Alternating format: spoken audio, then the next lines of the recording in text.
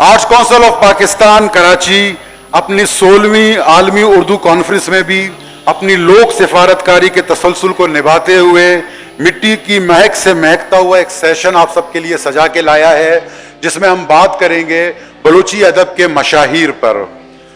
دوستوں، ہر دور اپنے ساتھ نیا ادب، نئے دانش، نئے خیال، نئے افکار، نئے کردار، نئے شاعر پیدا کرتا ہے، لیکن بہت کم ایسا ہوتا ہے کہ کچھ لوگ اپنے کمال فن سے وہ مقام اور مرتبہ حاصل کرتے ہیں کہ جیسے کوئی ستارہ لکیر چھوڑ جائے۔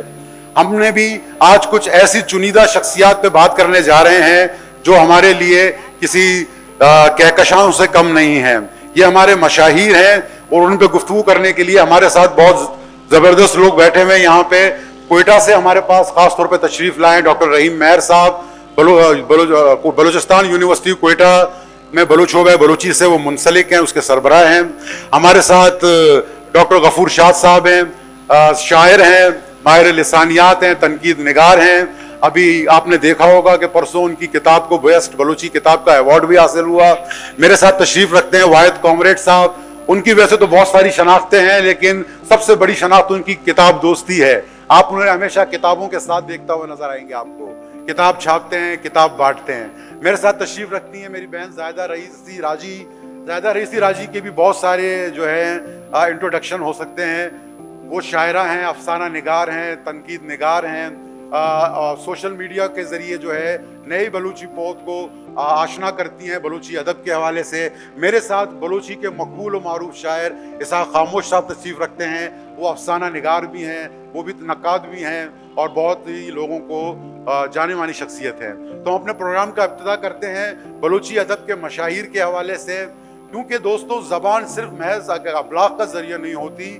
زبان اپنے ساتھ ایک تاریخ، ایک ثقافتی ورثہ، علمی خزانہ اور دیسی دانش کے چشمے کے ساتھ آتی ہے۔ تو یہ سب چیزیں بہت اہم ہیں۔ اگر خدا نہ خواستہ زبانیں معدوم ہو جائیں تو یہ دریا خشک ہو جائے۔ تو اپنی گفتگو کا آغاز کرتے ہیں زاہدہ رئیس راجی سے۔ خاتون ہے اور خواتین سے ہم شروع کرتے ہیں۔ تو میں چاہوں گا زاہدہ رئیس راجی ہمیں سب سے پہلے بانو الدشتیاری صاحبہ کے بارے میں کچھ بتائیں۔ بانو الدشتیاری صاحبہ جو کہ جدید بلوچی شاعری کی سب سے بڑی علم بردار ہیں۔ ویسے تو شاعری مانا، ذہانی، صدو ہمارے پاس کلاسک چلتی ہوئی آ رہی ہے، لیکن جدید بلوچی شاعری کا سب سے بڑا نام بانو الدشتیاری کو جانتے ہیں زاہدہ رئیس راجی کے نام سے حوالے سے۔ بہت شکریہ وحید نور صاحب، اور میں تہ دل سے ممنون ہوں اس عالمی کانفرنس کو ترتیب دینے والی ٹیم کے کہ جنہوں نے مشاہیر بلوچستان کو بھی فوقیت دی اور اہمیت دی۔ بانو الدشتیاری بلوچی زبان و ادب میں اس شعری ادب کا تسلسل ہے جو ہمارے کلاسک میں موجود تھے۔ بلوچی زبان کے شعری ادب کے نئے دور کی جہاں سے ابتدا کی بات کی جاتی ہے، 1950 کے بعد جو سلسلہ شروع ہوا ہے اس میں بانو الدشتیاری کا کنٹریبیوشن بھی رہا ہے۔ بانو الدشتیاری صاحبہ، پہلے میں ان کے تھوڑے سے حالات زندگی کے بارے میں بتا دوں کہ وہ 25 اگست 1925 کو پیدا ہوئی تھی کراچی کے قدیم شہر لیاری کے سیفی لین بغدادی میں۔ ان کی جو ابتدائی تعلیم تھی وہ ان کے گھر کے اندر سے شروع ہوئی تھی، کہ کیونکہ ان کی والدہ شہناز بی بی قرآن شریف کا درس دیتی تھی، بچوں کو پڑھاتی تھیں، تو انہوں نے عربی، فارسی اور اردو کی تعلیم ایک طرح سے گھر سے ہی حاصل کی۔ پھر وہ پرائمری اسکول کی سطح تک پڑھی ہیں، تو انہوں نے اسلامیات اور اس کے علاوہ عربی کے درس پڑھنا شروع کیے۔ سب سے بڑی بات اگر دیکھا جائے تو بانو الدشتیاری کی ایک پہچان ان کے والد صاحب رہے ہیں۔ وہ بلوچی کے پہلے غزل گو شاعر ملنگ شاہ کی بیٹی تھیں، لیکن جب وہ دنیا میں آئے تو ان کے والد دنیا سے جا چکے تھے، لیکن وہ جینز ان کے ساتھ جو ٹرانسفر ہوئے تھے تو انہوں نے اسکول کی سیکنڈری سطح تک نہ پہنچنے کے باوجود انہوں نے گھر پہ موجود کتب سے فائدہ اٹھایا۔ انہوں نے شاج و رسالو پڑھا، شیخ سعدی کے بوستان اور گلستان کو پڑھا، اس کے علاوہ دیوان غالب کو انہوں نے پڑھا، فیض احمد فیض کو وہ پڑھتی رہیں، قتیل شفائی کو وہ پڑھتی رہیں، اسی طرح سے بلوچی میں وہ سید ظہور شاہ ہاشمی کو پڑھتی تھیں, گل خان نصیر کو پڑھتی تھیں, اور اس کے علاوہ انہوں نے عباس علی ذیمی, ان سارے لوگوں کو پڑھنا شروع کیا. پھر اس کے بعد انہوں نے, چونکہ یہ چیز ان کو ورثے میں ملی ہوئی تھی, تو براہ راست غزل گو شاعری شروع کی بانو الدشتیاری کے نام سے. ان کا اپنا نام تو سیدہ بی بی نازبی بھی تھا, لیکن ایک طویل عرصے تک لوگ ان کو جانتے ہی نہیں تھے کہ کوئی فیک آئی ڈی سے کوئی بندہ شاعری کر رہا ہے یا وہ خاتون کوئی شاعری کر رہی ہیں. ان کی شاعری کی سب سے بڑی خوبی یہ تھی کہ انہوں نے بلوچی میں غزل کے تقریباً تمام بحور پر کام کیا. انہوں نے حمد, نعت, تزمین پہ انہوں نے کام کیا. اچھا, ایک چیز میں آپ کو اور بتاؤں کہ وہ گل خان نصیر کے جو پہلا شعری مجموعہ تھا گلبانگ, اس کو پڑھنے کے بعد اس قدر ان سے متاثر ہوئی کہ انہوں نے انہی کی طرح تزمین لکھنا شروع کر دیا. اگر دیکھا جائے تو جو تزمین لکھنے کی ابتدا انہوں نے کی, اس سے پہلے بہت سے لوگوں نے نہیں کیا تھا, اور بعد میں بھی یعنی بہت ساری شاعرات نہ کر سکی تھی, لیکن یہ ان کے اندر کوالٹی تھی کہ انہوں نے گل خان نصیر کی شاعری پر تزمین لکھی ہے. اسی طرح سے سید ظہور شاہ ہاشمی کے شعر پر انہوں نے تزمین لکھی ہے. اسی طرح زیب النساء مخفی کے شعر پر انہوں نے تزمین لکھی ہے. اس کے علاوہ انہوں نے سمجھ لیں شاعری کے علاوہ جب زمانہ اخبار 15 روزہ جو اس کا جریدہ تھا وہ شائع ہونے لگا, تو بلو کپوت کے نام سے فجائیہ کالم لکھنا شروع کر دیا. اس وقت تک بھی لوگ نہیں جانتے تھے کہ بانو الدشتیاری کون ہے. اچھا, ایک غلط فہمی لوگوں کے ذہن میں یہ تھی کہ سید ظہور شاہ ہاشمی کے چونکہ وہ اسٹائل میں لکھ رہے ہیں تو بہت ممکن ہے کہ وہ فیک آئی ڈی سے آ رہے ہیں, خاتون کا نام استعمال کر کے لکھ رہے ہوں گے. لیکن جب بلو کپوت کو لوگوں نے پسند فرمایا اور لوگوں نے یہ کہا کہ اس کا انداز بہت افسانوی ہے, وہ کرداروں سے معاشرے کے حالات کو بیان کر رہے ہیں, تو اس بات پر سید ظہور شاہ ہاشمی بانو الدشتیاری سے تذکرہ کرتے ہیں اور وہ یہ نہیں جانتے کہ یہ خود بھی لکھ رہے ہیں. وہ یہ سمجھتے ہیں یہ ملنگ شاہ کی بیٹی ہے اور ان کے گھرانے میں میرا آنا جانا ہے. تو وہ وہاں پر یہ کہتے ہیں کہ بانو الدشتیاری خدا بہتر جانے کون ہے جو اتنا زبردست لکھ رہی ہے, اس کی شاعری بہت خوبصورت ہے, اس کی افسانہ, اس کے جو کالم ہے وہ بہت زبردست ہے, تو جانے وہ کون ہے. تو یہ بات انہوں نے چھپائی ہوئی تھی, لیکن ان کے بیٹے نادر شاہ عادل اس ٹائم پہ چھوٹے ہوتے ہیں, وہ فوراً ان کو بتا دیتے ہیں کہ ماموں یہ تو میری والدہ کا نام ہے. تو یہاں سے وہ ایک طرح سے فرنٹ پر آئیں, سید ظہور شاہ ہاشمی ان کو فرنٹ پر لے کر آئے. پھر دوسری بات, صبا دشتیاری صاحب وہ ان کے زیر سایہ پلے بڑے تھے, تو انہوں نے بھی ان کی زندگی اور حالات پر اور ان کی شاعری پر اپنی کتاب میں لکھا تھا, جس کی وجہ سے بہت سارے لوگوں کو اویئرنیس ہوئی. تو بانو الدشتیاری صاحبہ ان کی اگر پوری تخلیقات دیکھی جائیں تو اس میں نظمیں بھی شامل ہیں, غزلیں بھی شامل ہیں, مضامین بھی شامل ہیں, شخصیات پر اور حالات پر افسانوی انداز میں لکھا ہوا یہ 13 ایک ساتھ کا کالم بھی شامل ہے. اس کو دیکھتے ہوئے ایک چیز سمجھ میں آتی ہے کہ چونکہ اسرار عارفی صاحب ان کے دوسرے شوہر تھے, پہلے شوہر سے ان کی طلاق ہو چکی تھی, تو اسرار عارفی صاحب خود ایک اردو کے بہت اچھے شاعر تھے اور سرائکی بیلٹ سے تعلق رکھتے تھے. انہوں نے ان کی رہنمائی ابتدا میں کی, بعد میں سید ظہور شاہ ہاشمی ان کی رہنمائی کرتے رہے. تو بعد میں سمجھ میں یہ بات آتی ہے کہ ایک اس قدر توانا آواز جنہوں نے 67 سال کی عمر پائی, ان دونوں اہم اموات کے بعد کیوں خاموش ہو گئیں؟ کیوں کسی بلوچ دوست نے ان کو یہ حوصلہ نہیں دیا کہ آپ میں توانائی موجود ہے, آپ کو مزید لکھنا چاہیے؟ بانو الدشتیاری کی پہلی شاعری کے حوالے سے ایک بات آپ کو بتا دوں کہ ان کی جو پہلی غزل تھی اس دور میں خواتین کا عشقیہ شاعری میں لکھنا معیوب سمجھا جاتا تھا. تو انہوں نے کیا کیا, اپنا نام تخلص سے ہٹا کے عادل کا نام لکھ دیا, اور اس کے لحاظ سے بہت سارے گویوں نے اس کو گانا شروع کر دیا. جاڑوک, اس کے بعد نصیر احمد پسنی والا, اس کے بعد استاد نورل, ان سب نے ان کے غزلوں کو گایا ہے, ان کی شاعری کو گایا ہے.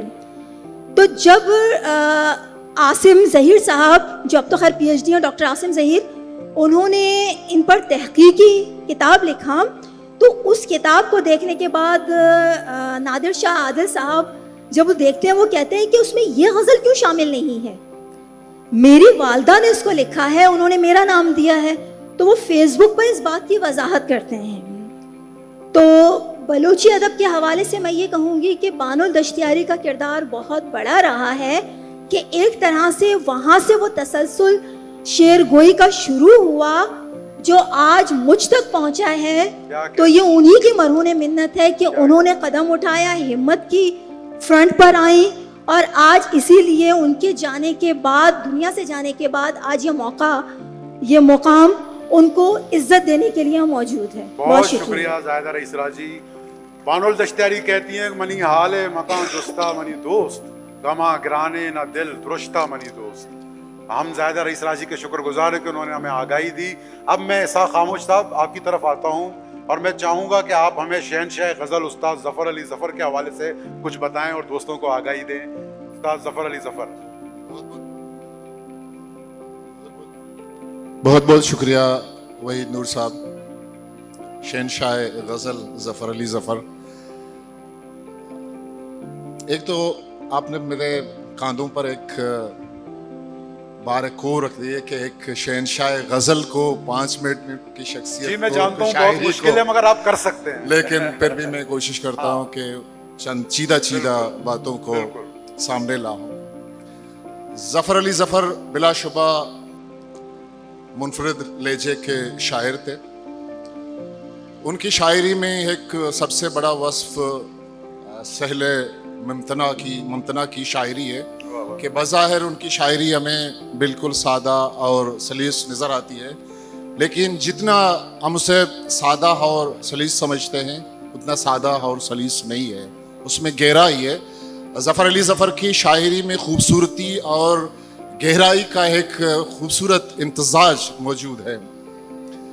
ظفر علی ظفر, اگر شخصیت کے حوالے سے ہم بات کریں, ظفر علی ظفر 1960 ان کا تعلق تو بلوچستان سے, کلان سے تھا, آبا و اجداد کلان سے تھے. وہاں سے نقل مکانی کر کے محاش کے سلسلے میں کراچی میں آبس ہے, گلیمار میں آبس ہے.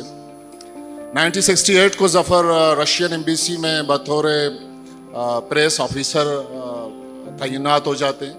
اس کے بعد نامور صحافی جناب فصیح اقبال کا ایک مشہور رسالہ تھا اس زمانے میں, زمانہ بلوچی کے نام سے, ان کے نائب مدیر مقرر کیے جاتے ہیں. صدیق آزاد صاحب ان کے مدیر حالہ ہوتے ہیں. اس کے بعد ظفر علی ظفر بغرض محاش دبئی کا رخ کرتے ہیں. بظاہر تو ظفر علی ظفر محاش کی تلاش میں متحدہ عرب امارات جاتے ہیں, لیکن اگر ہم اس زمانے کی ادبی فضا کو باریک بینی سے دیکھیں کہ تو ہمیں یہ محسوس ہوتا ہے کہ ظفر علی ظفر کو محاش کی فکر سے زیادہ زبان و ادب کی ترویج کا مطلب زیادہ فکر اس میں.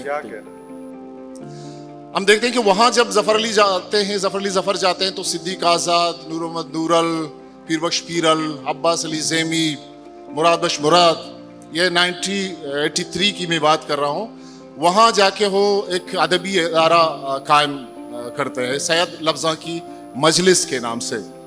شروع میں ان کا خیال یہ تھا کہ بلوچی کا جو سب سے بڑا ڈکشنری ہے سید گنج, ان کے چھپنے میں اشاعت کے سلسلے میں مالی مشکلات عائل تھے, تو ان کا خیال تھا کہ ہم وہاں بلوچوں کو اکٹھا کر کے یہ آگاہی دیں کہ یہ بلوچی کا سب سے بڑا لغت ہے, اس کو چھپنے کے لیے مالی مشکلات عائل ہیں اور ہم چندہ اکٹھا کر کے اس کو چھاپیں. انہوں نے کوشش کی اس سلسلے میں, وہ الگ بات ہے کہ کامیاب ہوئی یا نہیں, لیکن وہاں جو متحدہ عرب امارات میں ادبی ایک فضا قائم کرنے میں سب سے بڑا کریڈٹ جو جاتا ہے وہ ظفر علی ظفر کے سر جاتا ہے. اس زمانے میں ہم دیکھتے ہیں کہ جب 1983 کو یہ ادبی ادارہ قائم کی جاتی ہے تو 93 میں اگست کے مہینے میں گلخان نصیر کے یاد میں ایک بہت ہی بڑا عالیشان وہاں ایک प्रोग्राम मुनक्किद की जाती है। इसके बाद बशीर बेदार 1984 को बशीर बेदार के एजाज़ में एक बहुत बड़ा मुशायरा वहाँ इनेकाद करते हैं। लेकिन इन तमाम आदमी खिदमात को छोड़ के ज़फ़र अली ज़फ़र की एक जो पहचान है, जो आप कह रहे थे गज़ल के हवाले से, वो पहचान है ज़फ़र अली के ज़फ़र की शायरी में गज़ल। उनको शायरी में शहंशाह गज़ल बलूची में कहा जाता है।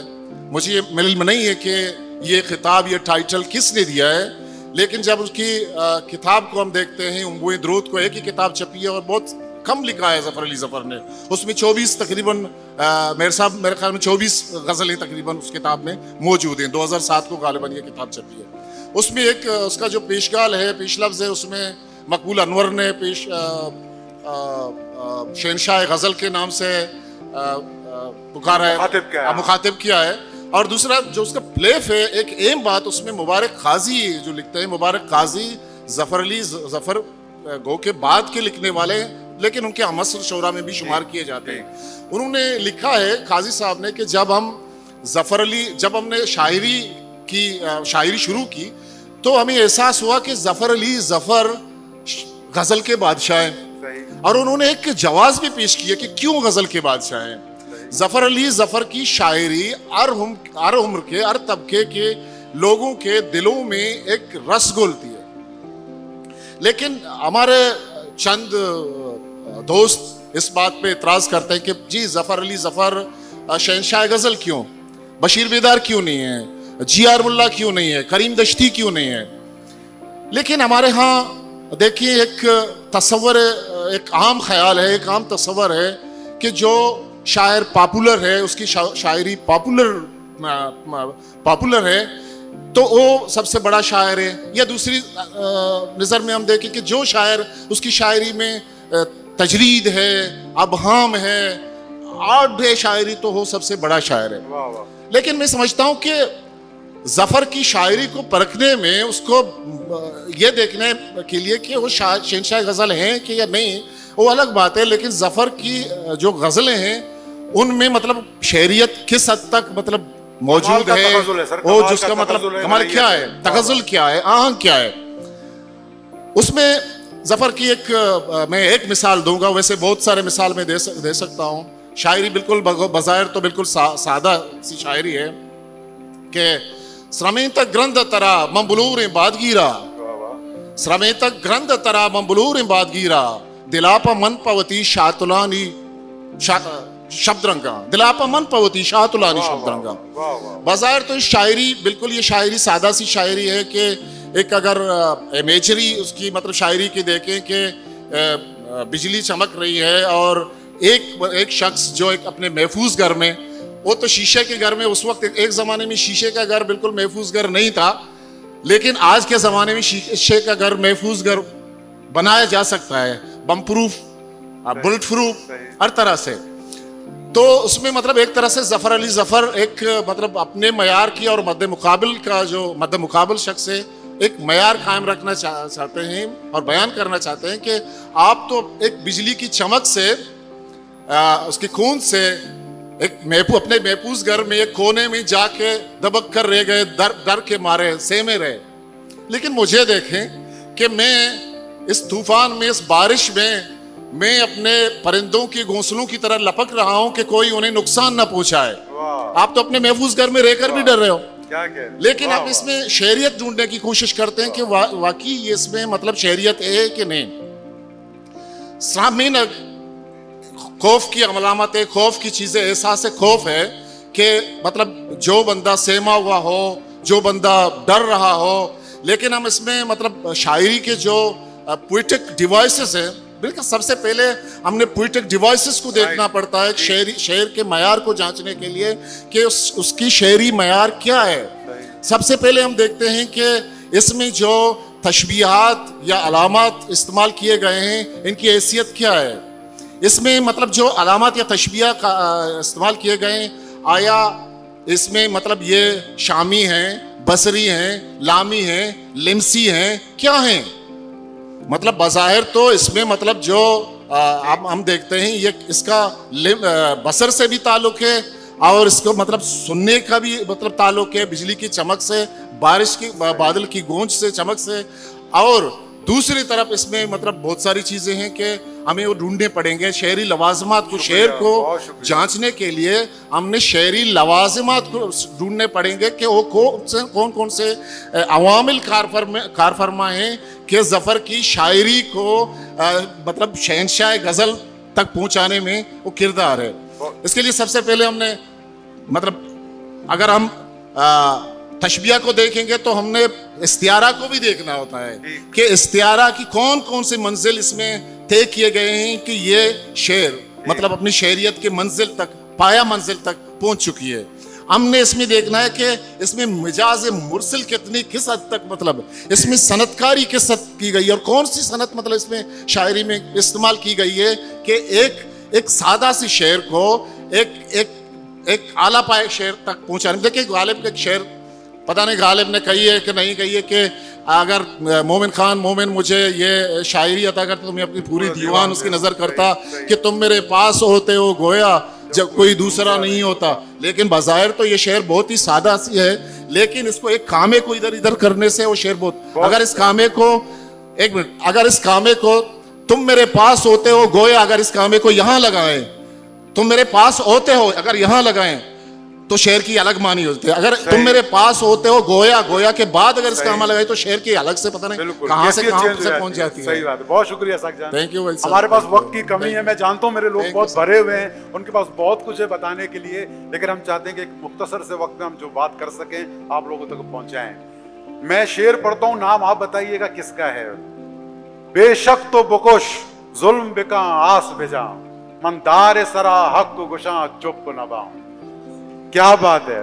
میں واحد کامریڈ صاحب سے درخواست کرتا ہوں کہ ہمارے شاعر ملک الشعراء گل خان نصیر تاریخ دان ان کے اوپر اپنے جو ہے اظہار خیال کریں، اپنی رائے کا.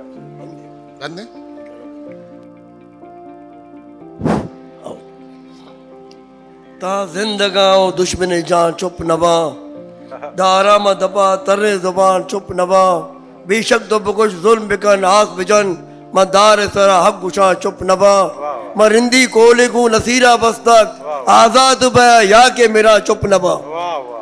خواجہ گلکان نصیرے کے بارے میں بات کرنا کہ گلکان نے اپنی تمام زندگی مزاحمتی شاعری میں گزار دی. گلکان نصیر میں روایتی بات نہیں کروں گا، پوائنٹ ٹو پوائنٹ بات کروں گا. گلکان نے اپنی تمام زندگی جیلوں میں گزاری، 30 سال جیل کاٹی ہے انہوں نے. پاکستان کی تاریخ میں 30 سال اس نے جیل کاٹی اور 6 مہینہ شاہی لاہور میں شاہی قلعے میں 6 مہینہ انہوں نے فوجی ٹارچر میں گزارا. گلکان نے اتنی شاعری مزاحمتی کی. آج جتنے بلوچ شاعر ہیں یہاں سب بیٹھے ہوئے ہیں کہ ہم جتنے شاعر کی بات کرتے ہیں وہ پھر گلکان کو فالو کرتے ہیں. گلکان نے اونٹ پہ شاعری کی، گلکان نے جگنو پہ شاعری کی، گلکان نے مچیروں پہ شاعری کی، گلکان نے دہقانوں پہ مزدوروں پہ کوئی پھیل چھوڑا ہی نہیں ہے. گلکان جو گل کتاب ہے گل بانگ یا شب گروک، جب شب گروک چھپا گلکان کی تو اس زمانے میں نیب کی بڑی پارٹی ہوتی تھی پاکستان کے اندر. نیب کا پہلا جلسہ تھا تمہارا یہ مسٹر پارک میں جس میں ابوالکلام، اس میں مولانا باشانی، خان غفار خان، جیم فیض سب بیٹھے ہوئے تھے. تو وہاں پہ گلکان کا اشعار گایا گیا. ستار شفیع نے اس نے کہا قدم قدم رواں بی بی دلی روپیل واں بی بی ایشان مادر وطن سارا گو مال و جاں بی بی زندگی غلامی ہے بلوچ ہے پستگا حرام کہ نئے دور کے غلامی ہے پتی سری بھی غلام. یہ اشعار گایا گیا تو یہ روایت بنی. 64 میں محمد علی جوہر پارک میں ککری میں ہوا، وہاں پہ نیب کا جلسہ تھا، وہاں شفیع ستار بھی یہ گاتے تھے. اس سے پہلے ہی روایت نہیں تھی. جب گلکان کا کتاب چھپا شب گروہ تو مختلف لوگوں میں ہمارے بلوچستان کے لوگ یا لیاری میں شادیوں میں اور محفلوں میں گلکان کو گاتے تھے. اور اس زمانے میں استاد ستار شفیع نے نام کمایا گلکان کے اس اوپر. اس زمانے میں ایوب خان نے شب گروہ کو بینڈ کر دیا اور جس کے پاس شب گروہ نکلا 1 سال جیل، 500 روپے جرمانہ کر دیا گیا. گلکان کے جو گلبانگ چھپا، گلکان نے شاعری میں مزاحمتی شاعری کی. ایک اور میں قصہ سناؤں، ہمارے بلوچی میں بہت بڑے کلاسیکل شاعری ہے आनिश मुरीद। आनिश मुरीद के बारे में इतनी बातें हैं कि बहुत बड़ी कहानी लिखा जाएगा। गुलकान ने कहा शेख मुरीद को, ओ शेख मुरीद आप भी एक आशिक हो, मैं भी एक आशिक हूँ, खुदका तरह इश्क जरा मारा गमा कुर्ता कबाब। तो आनुलिश का सोचे मापा वतन दीवानगी, कह रहे मेरे और आप में कोई फर्क नहीं है, तू भी एक आशिक है, मैं भी आशिक हूँ, मगर तुमने अपनी इश्क के चक्कर में फकीरों के साथ मक्का मदीना चला गया। लुच्चे मलंगा गोश होते माँ नसीर मुल्क, कहते हैं कि लुच्चे मलंगा गोश होते माँ मक्का वतन नदियाँ तरा, मैं आपसे ज़मीन के लड़ूंगा, तुम चाकर से डर के गए हो। वो कहते हैं पुल्ले मुरीद ब्यागो फकीरी बात है ना, गुजदार शेरा शक्लें उसका नफीर दी जानगे। उन्होंने, अब लोग कहते हैं कि उश्तर फरियाद, मैंने जब गुलबाग को देखा तो उसमें उश्तर पर तुम्हारा ऊँट पे शायरी मैंने देखा, उश्तर बूदुसिया में पले पुल्ले सरा। अजीब उसके किरदार था।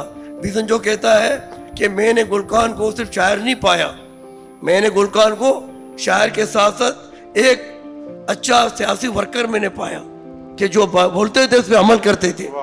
दूसरी बात आपको गुलकान का बताऊं कि गुलकान उस ज़माने में, गुलकान की किताबें आप देख लो कि गुलबाग, शबगिरो, गिरन और मशद जंगनामा और मुल्तान की कहानी शायरों की ज़ुबानी, इश्किया शायरी, रज़मिया शायरी।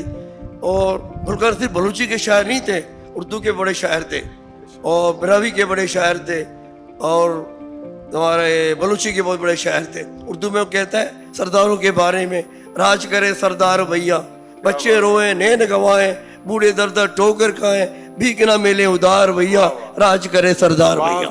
इतनी बड़ी शायरी गुलकान की कि उसको ढूंढने के लिए उस्ताद सबा दश्तरी से मैं बात कर रहा था, एक दिन बैठा हुआ था वहाँ पर यूनिवर्सिटी में, कि गुलकान को ढूंढना किसी की बस की बात, उस पर काम करने की जरूरत है। गुलकान ने तो काफी काम किए हैं। गुलकान की एक चीज और बताऊं कि गुलकान ने उस जमाने में एक शेर लिखा था कि बिजली चमकी बादल गिरजे बोल रही है नाव, जो कुछ तुमने बोया था उसका पलका हो गया। क्या बात है, क्या बात है, गुलकान की वाह वाह वाह वाह।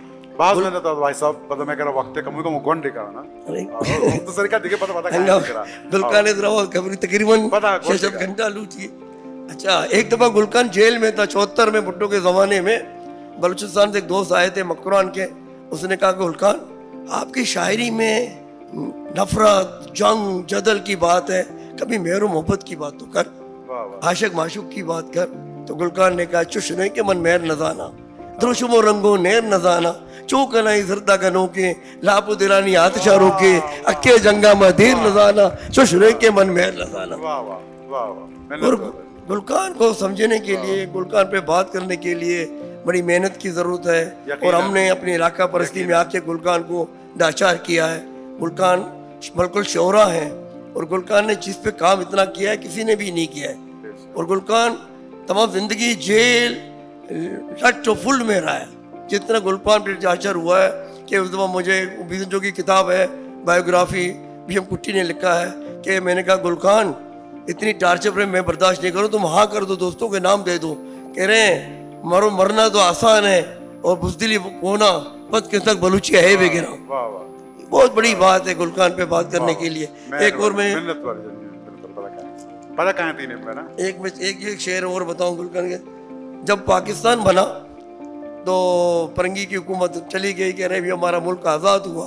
तो गुलकान ने एक शेर लिखा, कैसे मानूं कि मेरा देश आज़ाद हुआ जबकि मसनत जमे बैठे हैं सरदार वही, कैसे मानूं कि परंगी की हुकूमत नहीं ना रही, और जबकि बेड़ियां पाँव में हाथ में जंजीर वही, कैसे मानूं कि मेरा देश आजाद हुआ। वाह वाह वाह, क्या बात है। बहुत शुक्रिया वाहिद कॉमरेड साहब, आपने बहुत जबरदस्त तरीके से हमें गुलखान के बारे में, उनकी शायरी के बारे में बताया।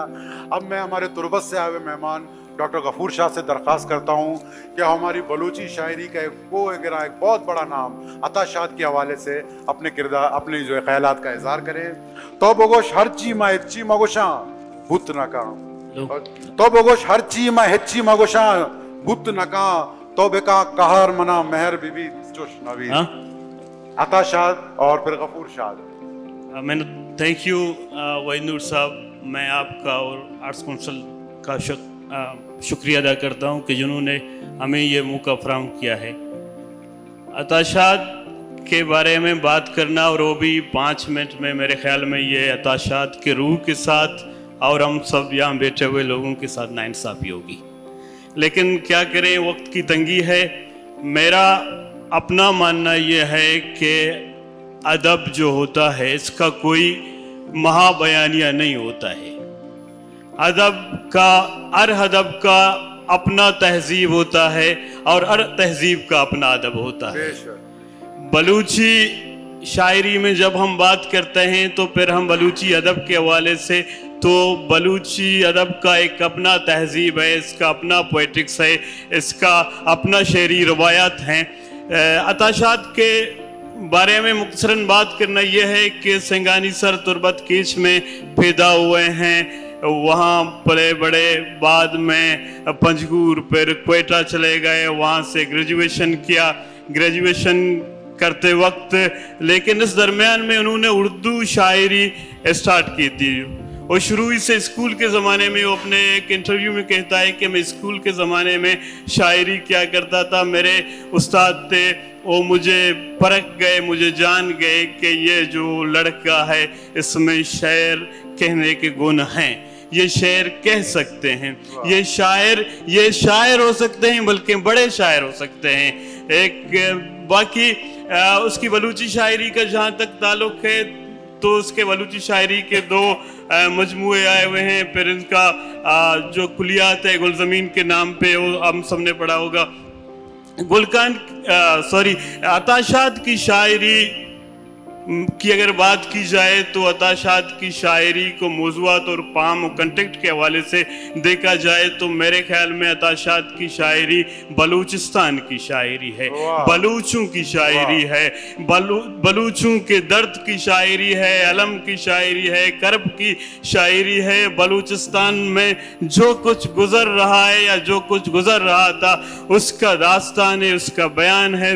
और लेकिन ये दर्द, ये कर्ब जब आगे चलता है तो फिर इंसान का कर्ब बन जाता है, फिर हर महकूम का कर्ब बन जाता है, फिर हर मजलूम का कर्ब बन जाता है, फिर हर मजलूम का दर्द बन जाता है। इनकी शायरी में बलूचिस्तान बोलता है, वो बलूचिस्तान के शायर हैं और उन्होंने बलूची शायरी में जो कुछ किया और उसने बलूचिस्तान के शेरी रवायत में रह कर किया, उसने बलूचिस्तान के पोएटिक्स के अंदर उन्होंने शायरी में जो कमाल पेश किए। सबसे पहले ये है कि अताशात को, जो इससे पहले नए मॉडर्न हेज में जो शायरी हो रही थी वो सबको अताशात ने रिजेक्ट कर दिया, यकसर रिजेक्ट कर दिया।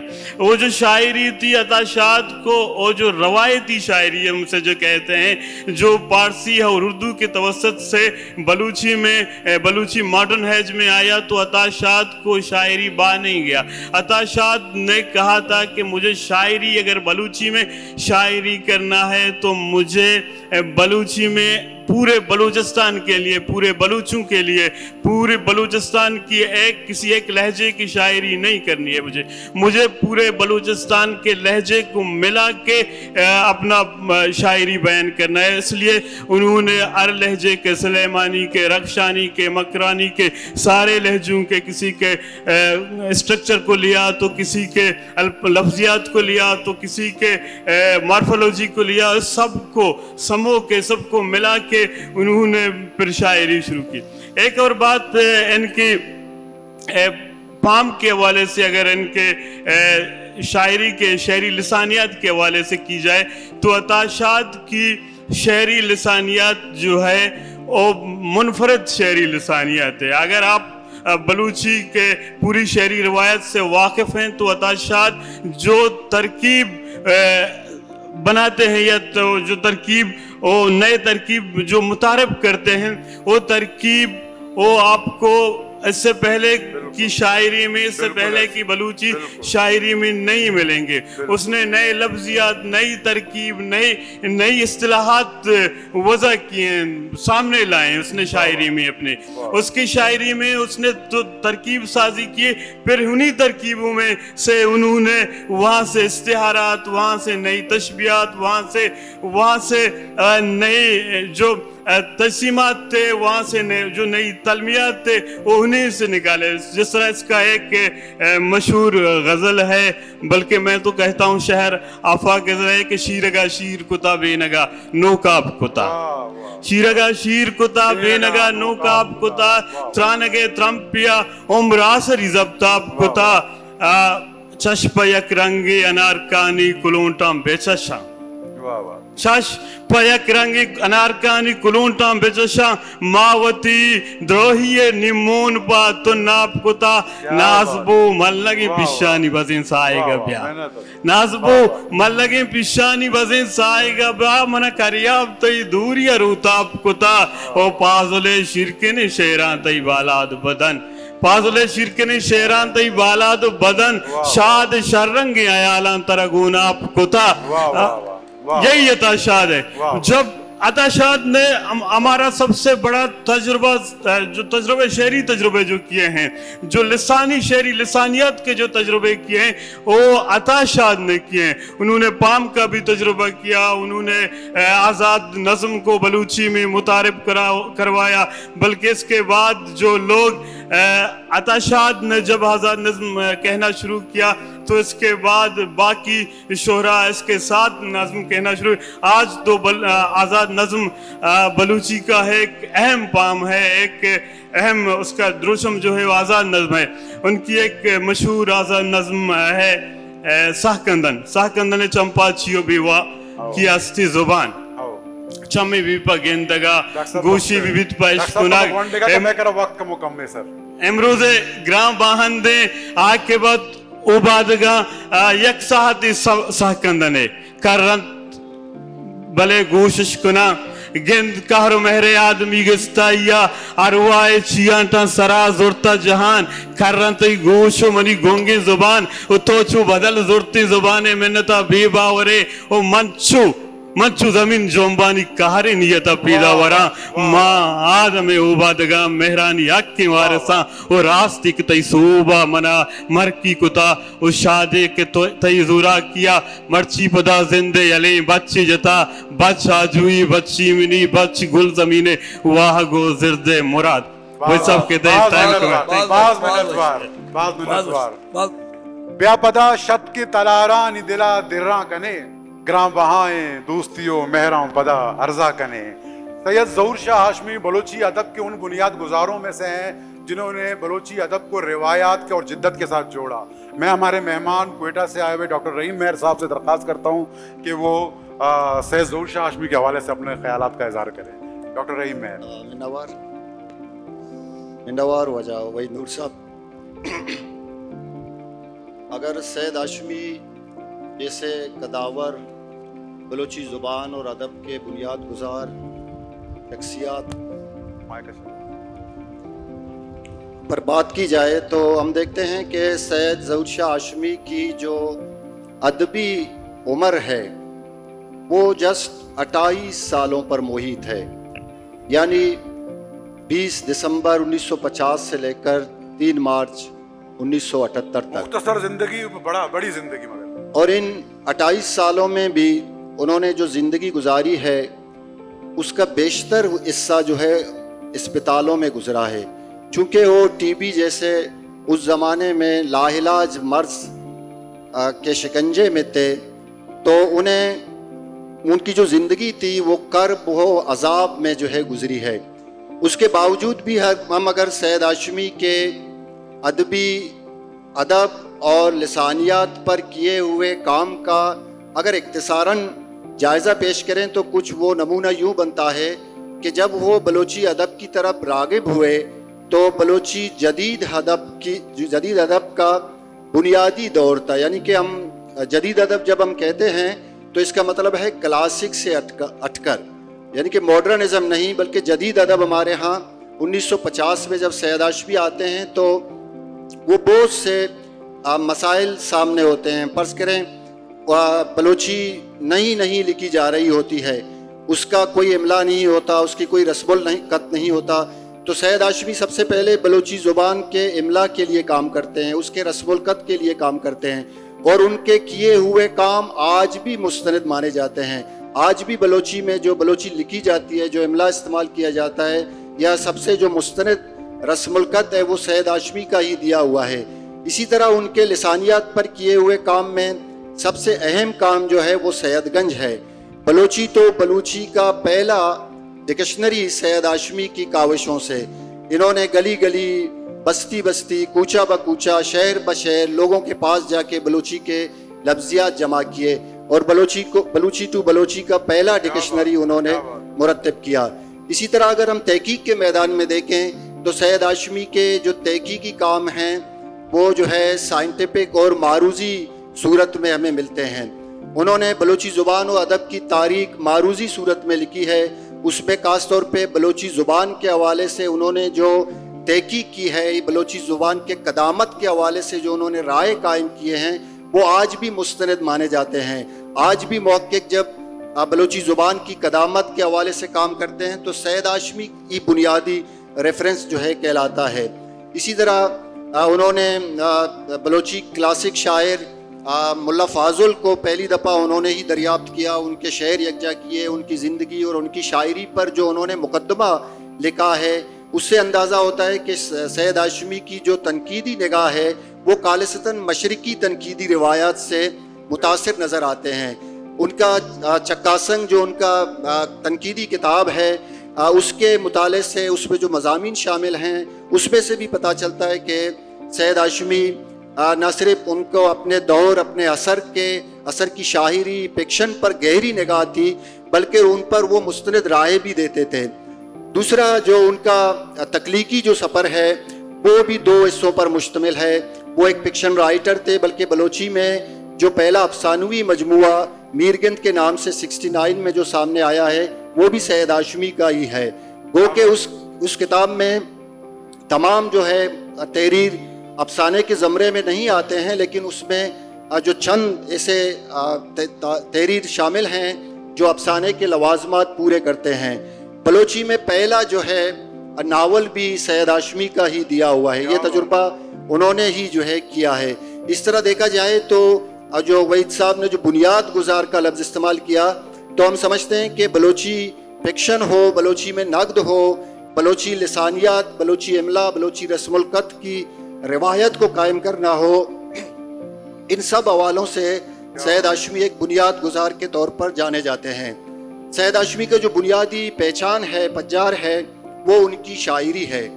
سید ہاشمی جس زمانے میں شاعری کی طرف آتے ہیں تو بلوچی جدید شاعری کی ابتدا ہوتی ہے, اور بیشتر جو بلوچ شاعر 2 مکتبے فکر میں ہم ان کو بانٹ سکتے ہیں.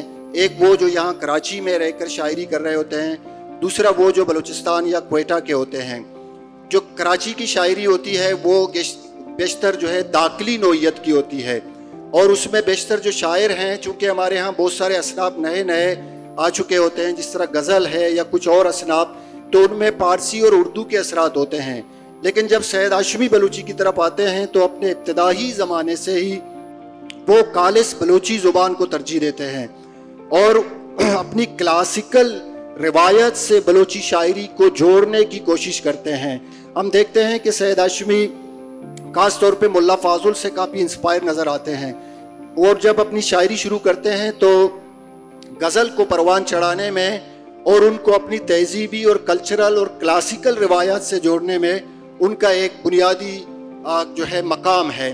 میں سمجھتا ہوں کہ سید ہاشمی کی جو شاعری ہے, جس طرح غفور صاحب فرما رہے تھے کہ عطا شاد نے روایت شکنی کی ہے, میں سمجھتا ہوں کہ سید ہاشمی نے اپنی کلاسیکل روایات کو نئے پیرائے میں, نئے انداز میں بیان کرنے کی کوشش کی ہے. چونکہ سید ہاشمی کو اپنے دور میں پذیرائی نہیں ملی تھی. اس کا ایک بنیادی سبب یہ ہے کہ سید ہاشمی کی شاعری جو ہے آسان پسندی سے مشکل پسندی کی طرف گئی ہے.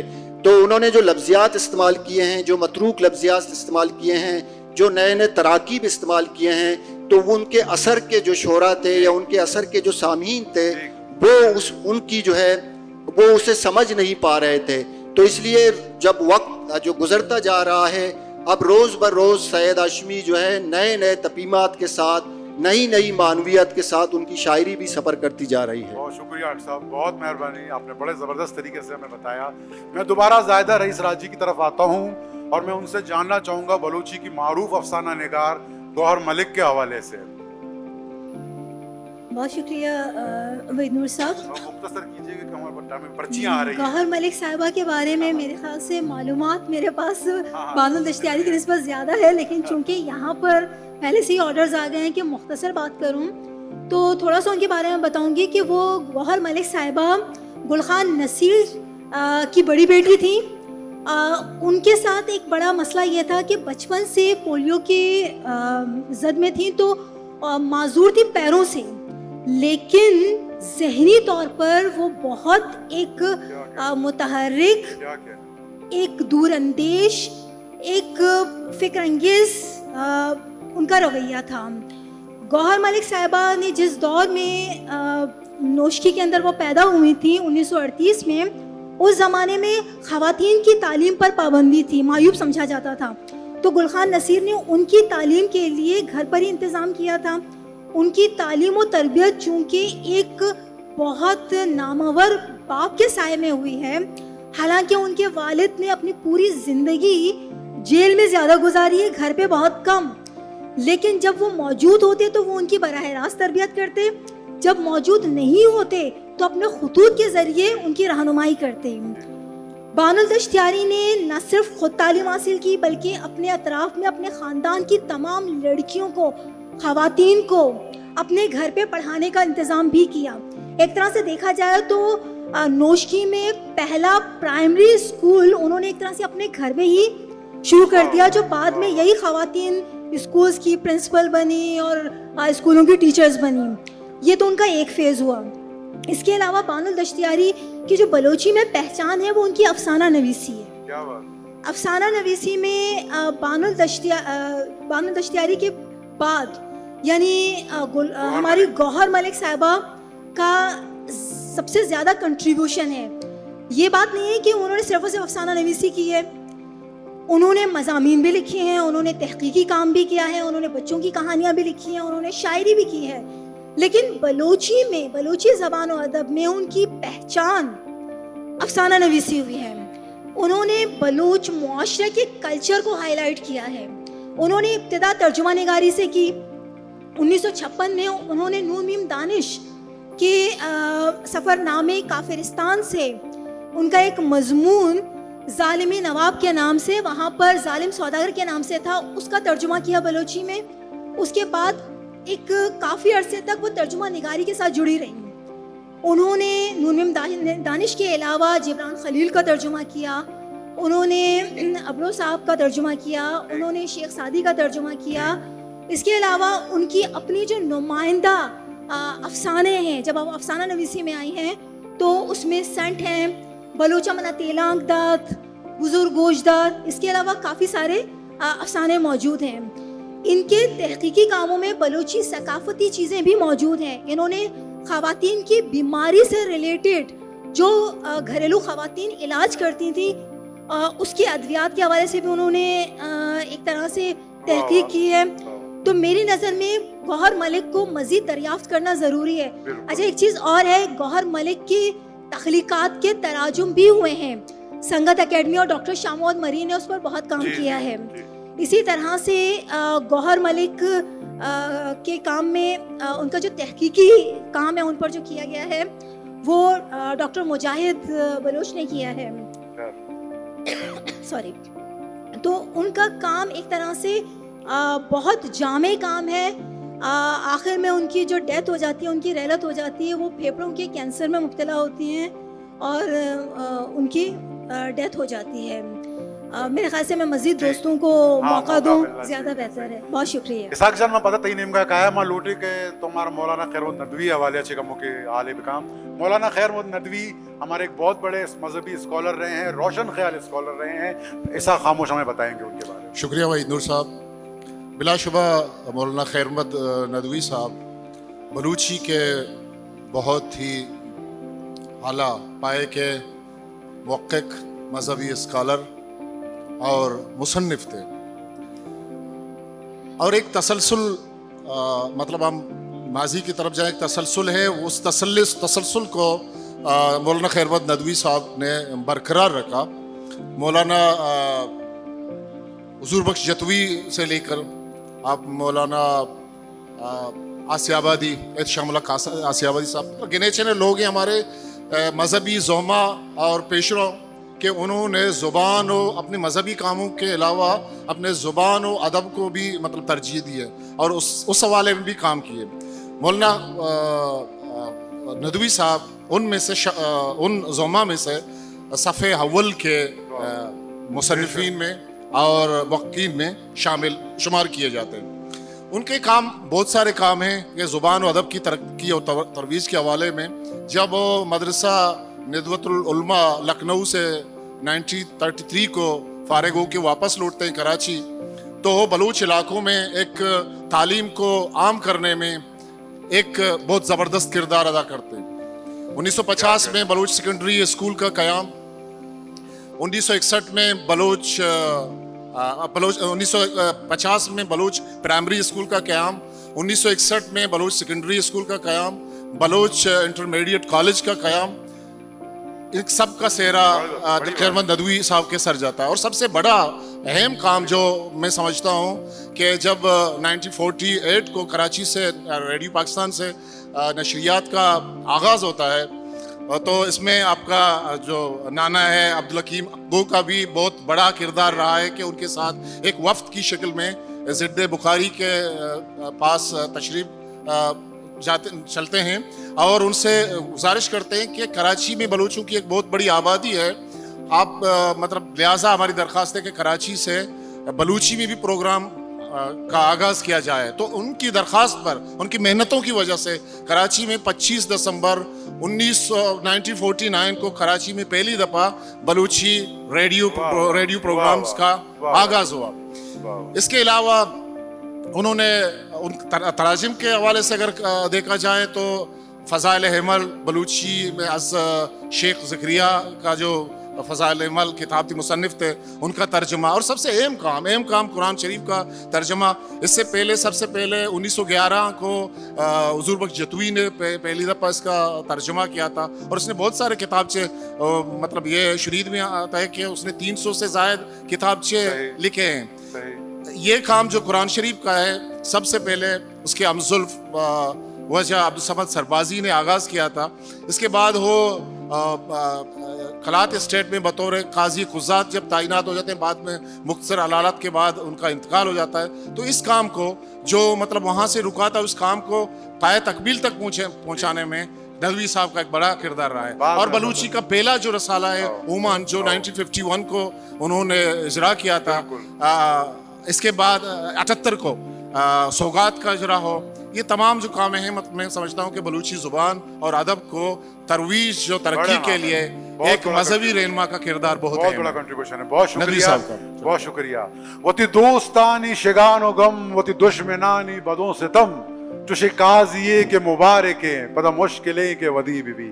मैं डॉक्टर गफूर शाह से दरख्वास्त करता हूँ कि मुबारक काजी के हवाले से अपनी राय का इज़हार। Thank you.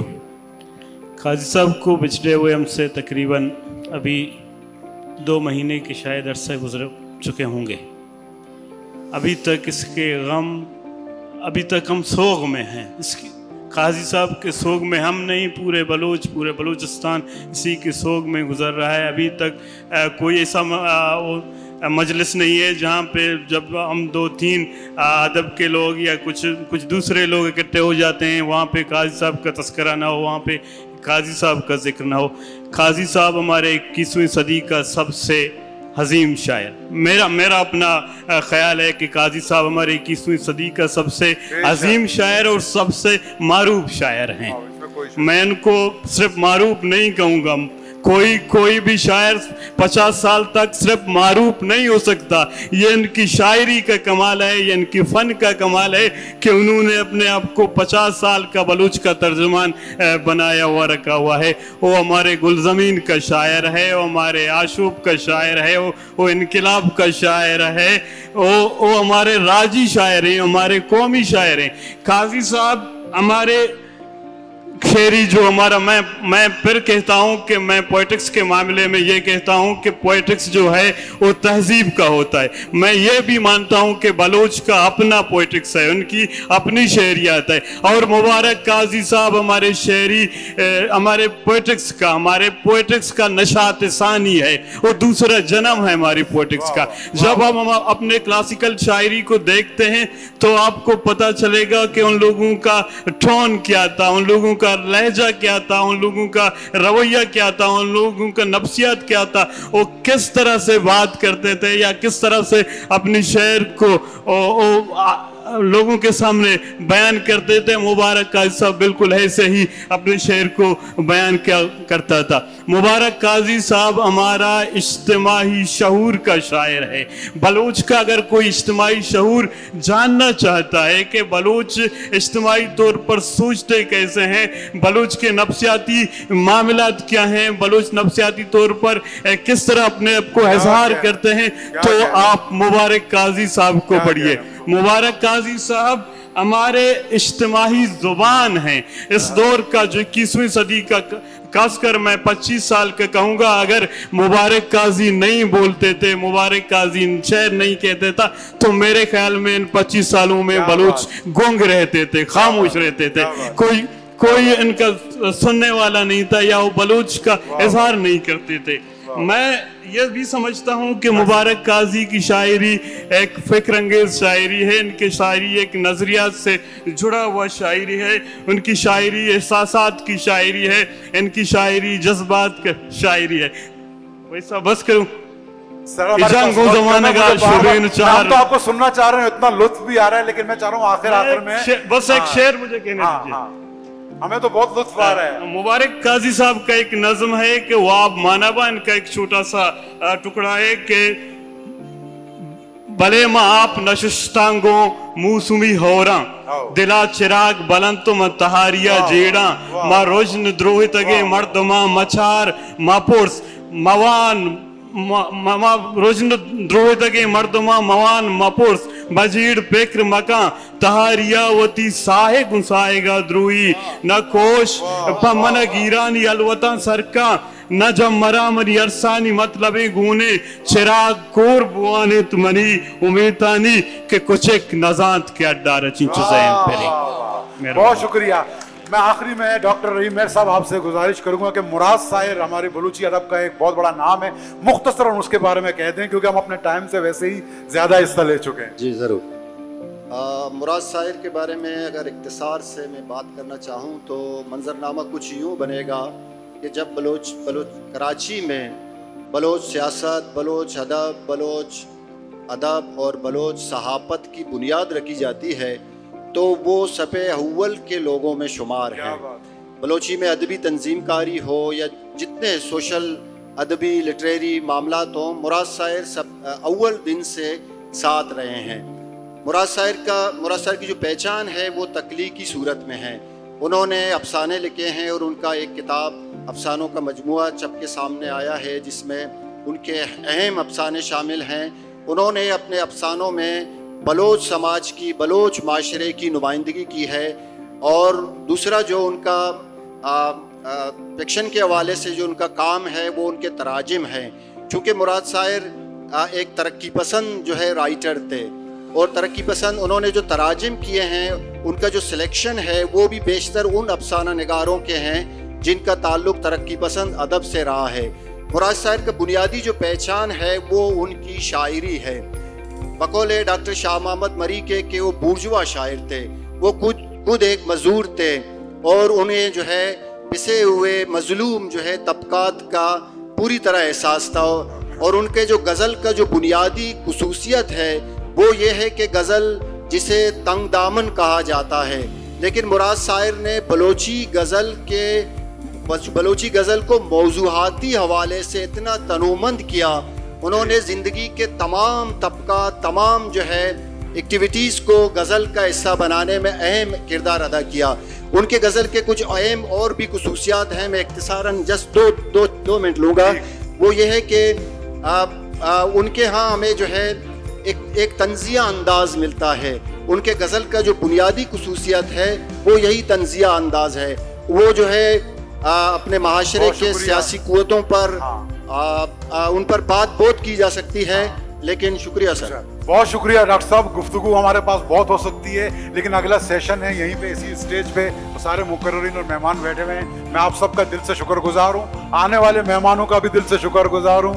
मैं होती वक्ताची ज़्यादा टीम जोड़ता सर, मैं चेक उठ करने चाहिए होता मैं मिलत माश में दुरुस्ता नहीं। बहुत शुक्रिया आप सबका, एक भरपूर सेशन रहा, मुकम्मल और ज़बरदस्त मालूमात आप लोगों ने फराहम की।